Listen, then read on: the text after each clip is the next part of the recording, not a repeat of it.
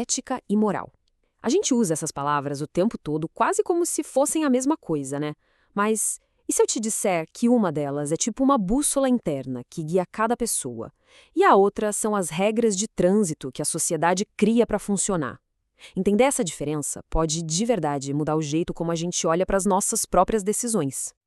Então, vamos lá. Qual é a real diferença entre as duas? Para descobrir, a gente vai fazer uma pequena viagem no tempo, lá para a Grécia e Roma antigas, e conhecer dois gigantes da filosofia que ajudaram a moldar essas ideias.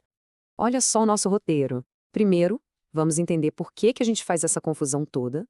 Depois, a gente mergulha no mundo do eu, que é o da ética, e em seguida no mundo do nós, que é o da moral.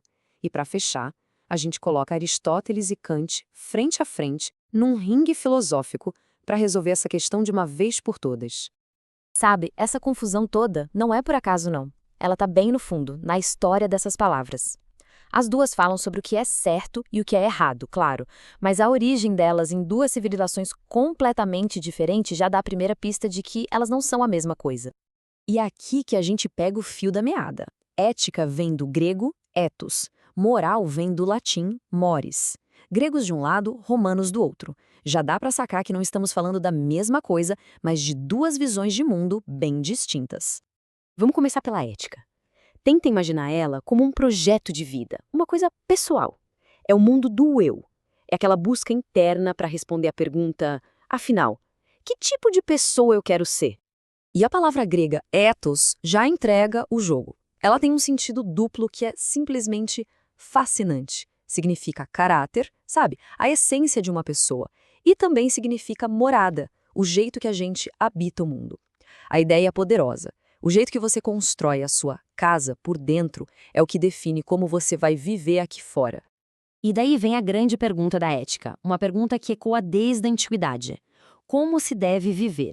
Repara que a pergunta não é o que eu devo fazer nessa situação, mas sim qual é o grande projeto de uma vida bem vivida. E o cara que é a personificação dessa ideia é Aristóteles. Para ele, ética não era teoria, era prática pura. Era a busca pela excelência pessoal que ele chamava de arete, que não se conquista lendo um livro, mas sim pela repetição, pelo hábito de fazer a coisa certa. E essa citação dele ilustra isso perfeitamente. É praticando ações justas que o homem se torna justo. É operando ações corajosas que ele se torna corajoso. Ou seja, a ética é uma construção. A gente se torna aquilo que a gente faz, de novo, e de novo, e de novo. Beleza. Agora, vamos sair um pouco do mundo do eu e entrar no mundo do nós. Se a ética é essa busca pessoal, a moral é o conjunto de regras que a sociedade cria para que todo mundo consiga viver junto sem que vire um caos completo. A origem aqui é a palavra mores, do latim que significa basicamente costumes. A moral tem a ver com as normas, com as regras, com os hábitos que uma comunidade estabelece. É tipo o tecido social que mantém tudo no lugar. E aqui a pergunta central muda da água para o vinho. A ética perguntava, como eu devo viver? A moral pergunta, o que eu tenho que fazer agora? A primeira é sobre caráter, a segunda é sobre ação, sobre seguir a regra, sobre cumprir um dever. E se o assunto é dever, aí o nome é Immanuel Kant. Para o Kant, a moral é uma coisa fria, puramente racional. Não importa o que a gente sente ou deseja. A única coisa que vale é o dever de seguir regras que deveriam valer para todo mundo, em qualquer lugar e em qualquer época. Certo. Então chegou a hora do confronto. De um lado do ringue, Aristóteles e a ética do caráter. Do outro, Kant e a moral do dever. Duas das mentes mais brilhantes da história, com duas respostas completamente diferentes para a mesma pergunta. O que é fazer a coisa certa? A diferença é gritante, né? Para Aristóteles, uma ação é boa se ela te torna uma pessoa melhor, se ela te aproxima da felicidade e da excelência. O foco é o crescimento pessoal. Já para Kant, esquece crescimento pessoal. Uma ação só é moralmente boa se for feita por puro respeito ao dever, mesmo que isso te deixe infeliz. A intenção é tudo. As regras do Kant são tipo um teste de qualidade para qualquer ação. Primeiro, isso que eu vou fazer funcionaria se todo mundo no planeta fizesse a mesma coisa? Se não, tá errado. Segundo, tô fazendo isso porque é o certo a se fazer ou porque eu espero ganhar alguma coisa com isso? Só a primeira opção vale. E a terceira, que é talvez a mais poderosa. nunca, jamais, usar outra pessoa como se fosse um degrau para conseguir o que se quer. Então chegamos ao momento da verdade, a distinção final.